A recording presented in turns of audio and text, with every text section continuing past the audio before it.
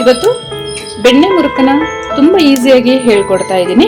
ಬನ್ನಿ ಹೇಗೆ ಮಾಡೋದು ನೋಡೋಣ. ತುಂಬ ಸುಲಭ ಮಾಡೋದು, ಕಡಿಮೆ ಸಮಯದಲ್ಲಿ ಮಾಡ್ಕೊಳ್ಬಹುದು.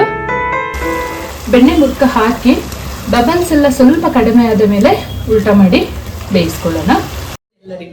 ಎಲ್ಲರನ್ನು ಸುಸಿಸ್ ಕಿಚನ್ಗೆ ಸ್ವಾಗತ ಮಾಡಿಕೊಂಡು ಇವತ್ತು ಅದ್ಭುತವಾದ ಅಡುಗೆ ಮಾಡ್ತಾ ಇದ್ದೀನಿ. ಬನ್ನಿ ಹೇಗೆ ಮಾಡೋದು ನೋಡೋಣ. ನಾನು ಮಾಡುವ ಅಡುಗೆಗಳು ನಿಮಗೆ ಇಷ್ಟ ಆಗ್ತಿದ್ರೆ ದಯಮಾಡಿ ಸಬ್ಸ್ಕ್ರೈಬ್ ಮಾಡಿಕೊಂಡು ಪಕ್ಕದಲ್ಲೇ ಇರುವ ಬೆಲ್ ಬಟನ್ ಅನ್ನು ಕ್ಲಿಕ್ ಮಾಡಿಕೊಂಡು ಹಾಗೆ ನಿಮ್ಮ ಫ್ರೆಂಡ್ಸ್ ಅಂಡ್ ಫ್ಯಾಮಿಲಿಗೆ ಹೆಚ್ಚು ಶೇರ್ ಮಾಡಿ, ನನ್ನ ಚಾನಲ್ಗೆ ಸಪೋರ್ಟ್ ಮಾಡಿ. ಮುರುಕು ಮಾಡ್ಕೊಳ್ಳೋಕ್ಕೆ ಒಂದು ಕಪ್ ಅಥವಾ ಬೌಲ್ ತಗೊಳ್ಳಿ. ನೀರು ಅಳತೆ ಹಾಕೊಳ್ಬೇಕು, ಅವಾಗ ಅಕ್ಕಿ ಹಿಟ್ಟು ಹಾಕೊಳ್ಳೋಕ್ಕೆ ಈಸಿ ಆಗುತ್ತೆ. 1.5 ಕಪ್ಪಷ್ಟು ಸೇರಿಸ್ಕೊಳ್ತಾ ಇದ್ದೀನಿ. ನೀರು ಚೆನ್ನಾಗಿ ಬಿಸಿ ಆದ ಮೇಲೆ ಅಕ್ಕಿ ಹಿಟ್ಟನ್ನು ಹಾಕೊಂಡು ನಾದ್ಕೊಳ್ಳೋಣ.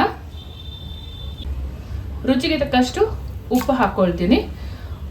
ಮುರುಕು ಮಾಡುವಾಗ ಖಾರ ಬೇಕಿದ್ರೆ ಹಾಕೋಬಹುದು ಸ್ವಲ್ಪ, ಇಲ್ಲ ಅಂತ ಹೇಳಿದ್ರೆ ಹಾಗೆ ಮಾಡಿದ್ರೆ ತುಂಬಾ ಚೆನ್ನಾಗಾಗುತ್ತೆ.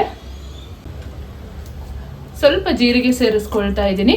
ಜೀರಿಗೆ ಹೀಗೆ ನೀರಿಗೆ ಸೇರಿಸ್ಕೊಳ್ಳೋದ್ರಿಂದ ಒಂದೊಳ್ಳೆ ರುಚಿ ಕೊಡುತ್ತೆ ನೀರಲ್ಲಿ ಮಿಕ್ಸ್ ಆಗಿ. ಹಾಗೆ ಅರ್ಧ ಚಮಚದಷ್ಟು ಅಜವೈನನ್ನು ಹಾಕೊಳ್ತಾ ಇದ್ದೀನಿ. ಸ್ವಲ್ಪ ಕ್ರಶ್ ಮಾಡಿ ಹಾಕೊಳ್ಳಿ. ಅಜವೈನನ್ನು ಕ್ರಶ್ ಮಾಡಿ ಹಾಕಿದ್ರೆ ಪರಿಮಳ ತುಂಬಾ ಚೆನ್ನಾಗಿರುತ್ತೆ ಬೆಣ್ಣೆ ಮುರುಕಲ್ಲಿ. ಈ ರೀತಿಯಲ್ಲಿ ಬೆಣ್ಣೆ ಮುರುಕಿಗೆ ನೀರು ಕುದೀತಾ ಇರುವಾಗ ಬೆಣ್ಣೆ ಹಾಕೊಳ್ಳೋಣ. 2 ಚಮಚದಷ್ಟು ಧಾರಾಳವಾಗಿ ಹಾಕೊಳ್ಳಿ. ಯಾಕೆಂತ ಹೇಳಿದ್ರೆ ಬೆಣ್ಣೆ ಎಷ್ಟು ಹಾಕಿದ್ರೂ ತೊಂದರೆ ಇಲ್ಲ. ಇದೇನು ಚಕ್ಕುಲಿ ತರ ಶೇಪ್ ಬರಬೇಕು, ಕಟ್ಟಾಗುತ್ತೆ ಅನ್ನುವ ಭಯ ಇರಲ್ಲ, ತುಂಬಾ ಚೆನ್ನಾಗಾಗುತ್ತೆ. ಬೆಣ್ಣೆ ಎಲ್ಲ ನೀರಲ್ಲಿ ಈ ತರ ಕರಗಿದ ಮೇಲೆ ಯಾವ ಕಪ್ಪಲ್ಲಿ ನೀರು ತಗೊಂಡಿದ್ದೀನಿ ಅದೇ ಕಪ್ಪಲ್ಲಿ 1 ಕಪ್ಪಷ್ಟು ಅಕ್ಕಿ ಹಿಟ್ಟನ್ನು ಹಾಕೊಂಡು ನಿಧಾನವಾಗಿ ಮಿಕ್ಸ್ ಮಾಡ್ಕೊಳ್ಳೋಣ. ಒಂದು 3 ನಿಮಿಷ ಮುಚ್ಚಿ ನಿಧಾನ ಉರಿಯಲ್ಲಿ ಬೇಯಿಸ್ಕೊಂಡ್ರೆ ಆಯಿತು. ಉರಿ ಕಡಿಮೆ ಮಾಡ್ಕೊಳ್ಳಿ. 3 ನಿಮಿಷ ಆಗಿದೆ. ಇದನ್ನು ತಣ್ಣಗಾಗಲು ಬಿಡೋಣ. ಒಂದು ದೊಡ್ಡದಾದ ತಟ್ಟೆಗೆ ಹಾಕೊಂಡು ತಣ್ಣಗಾಗಲು ಬಿಡೋಣ.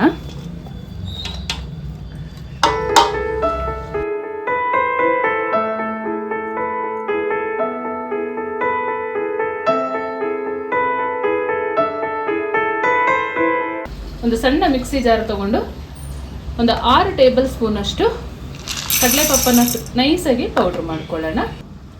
ಕಡಲೆಪಪ್ಪನ ಈ ರೀತಿಯಲ್ಲಿ ನೈಸಾಗಿ ಪೌಡ್ರ್ ಮಾಡ್ಕೊಂಡಿರಬೇಕು. ಅಕ್ಕಿ ಹಿಟ್ಟು ಹಾಕಿ ಗಟ್ಟಿಯಾಗಿದ್ರೆ ಸ್ವಲ್ಪ ಸ್ವಲ್ಪ ನೀರು ಹಾಕ್ಕೊಂಡು ಸಾಫ್ಟಾಗಿ ಕಲಿಸ್ಕೊಳ್ಳೋಣ. ಎಷ್ಟು ಚೆನ್ನಾಗಿ ನಾದಿ ಕಲಿಸ್ಕೊಳ್ತೀರಾ ಅಷ್ಟು ಚೆನ್ನಾಗಾಗುತ್ತೆ ಬೆಣ್ಣೆ ಮುರುಕು.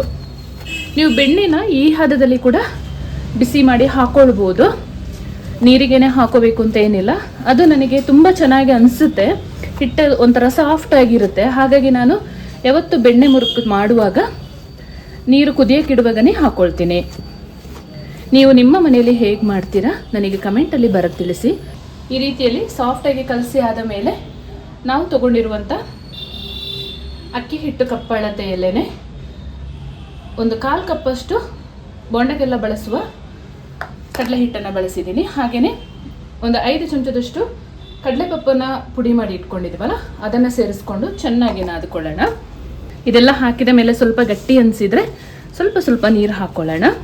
ಉಪ್ಪು ಬೇಕಾದರೆ ನೋಡ್ಕೊಳ್ಳಿ. ಇವಾಗ ಪುಡಿ ಉಪ್ಪನ್ನು ಸೇರಿಸ್ಕೊಳ್ಬೋದು.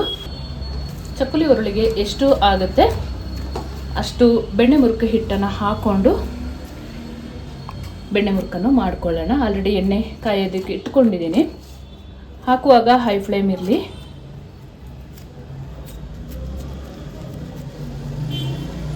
ಈ ರೀತಿಯಲ್ಲಿ ಬೆಣ್ಣೆ ಮುರುಕನ್ನ ಯಾವ ಶೇಪಲ್ಲಿ ಕೂಡ ಹಾಕೋಬಹುದು.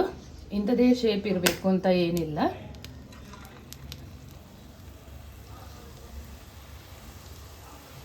ಎಣ್ಣೆ ಚೆನ್ನಾಗಿ ಕಾದಿರಬೇಕು. ಹಾಕಿದ ತಕ್ಷಣವೇ ನಮ್ಮ ಮುರುಕು ಈ ಥರ ಮೇಲೆ ಬರಬೇಕು. ಮುರುಕನ್ನ ಚೆನ್ನಾಗಿ ಈ ಥರ ಎಣ್ಣೆಯಲ್ಲಿ ಮಿಕ್ಸ್ ಮಾಡ್ತಾ ಬೇಯಿಸ್ಕೊಳ್ಬೇಕು.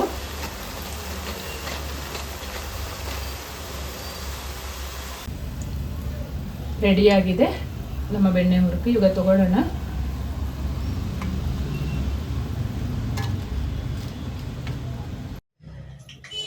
ಈ ರೀತಿಯಲ್ಲಿ ಬೆಣ್ಣೆ ಮುರುಕು ನೋಡಿ ಸಾಫ್ಟಾಗಿ ರೆಡಿ ಮಾಡ್ಕೊಳ್ಬೇಕು. ಈ ರೀತಿಯಲ್ಲಿ ಒಮ್ಮೆ ಟ್ರೈ ಮಾಡಿ. ಬಹಳ ಸುಲಭ ವಿಧಾನದಲ್ಲಿ ತೋರಿಸ್ಕೊಡ್ತಾ ಇದ್ದೀನಿ.